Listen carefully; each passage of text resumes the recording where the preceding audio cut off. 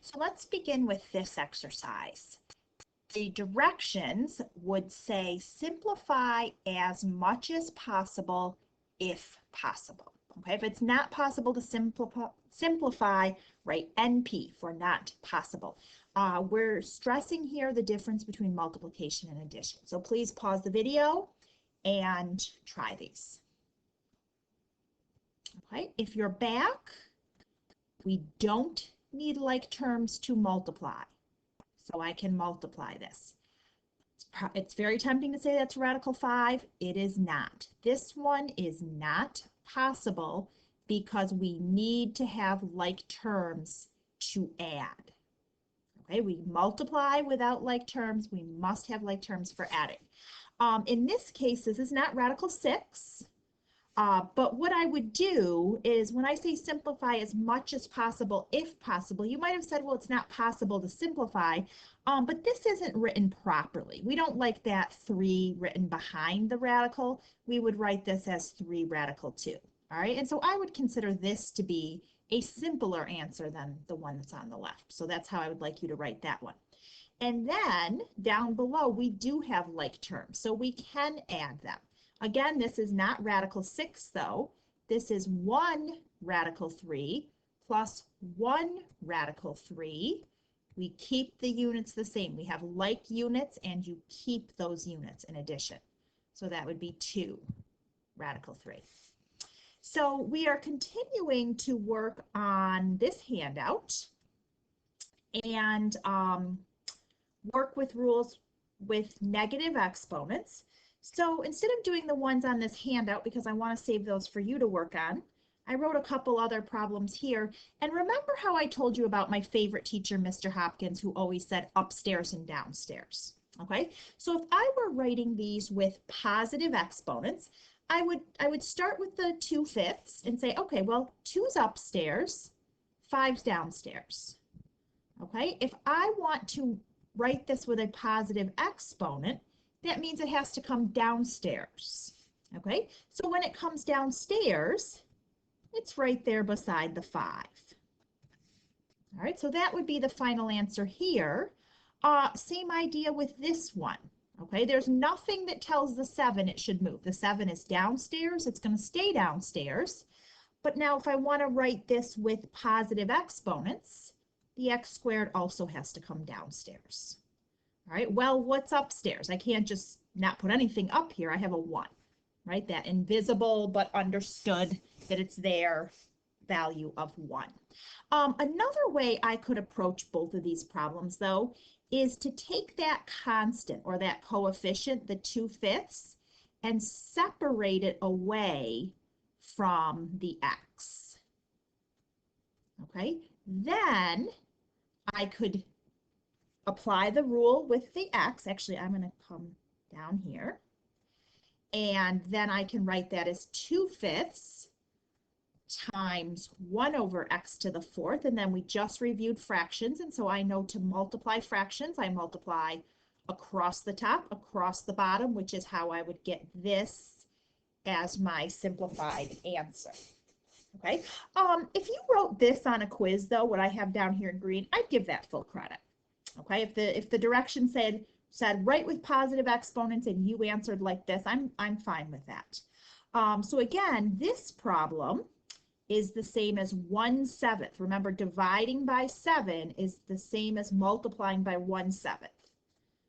Right? So I would get this 1/7 times this. Then I apply my rule of exponents, and I would get here. And again, I'm okay with this as the final answer, although I suppose this one does look a little bit simpler. All right, but I'd give that full credit on a quiz. So if you feel like you've got a good handle on this and are ready to do these on your own, then do so. Otherwise, you're going to come to class to work on these with support.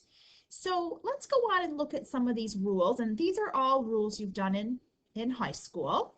But now I'm going to ask you to apply these rules to some harder problems. So say I'm doing x times, and say it's the 4th root of x, right? So how do I multiply x times the fourth root of x? How do I simplify that into a single expression?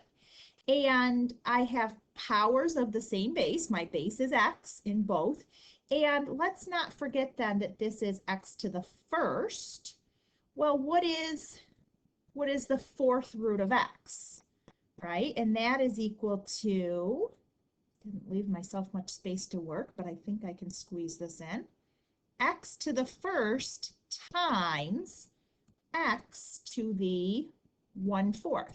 So before I can apply the rules, I have to write it so that it's x to some power.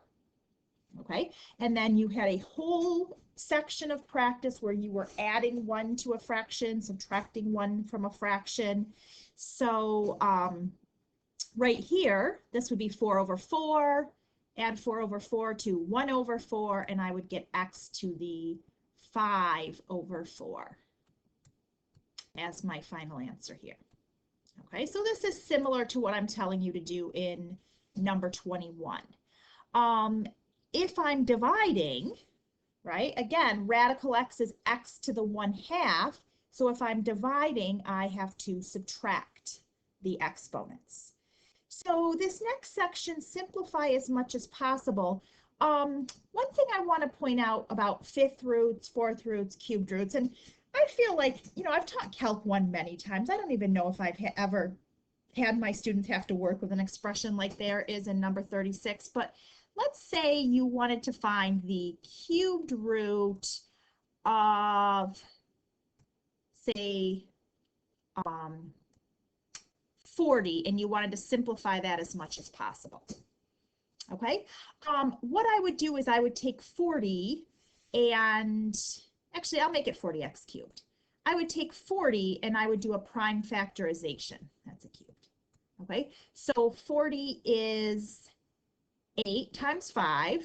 8 is 2 times 2 times 2 times 5.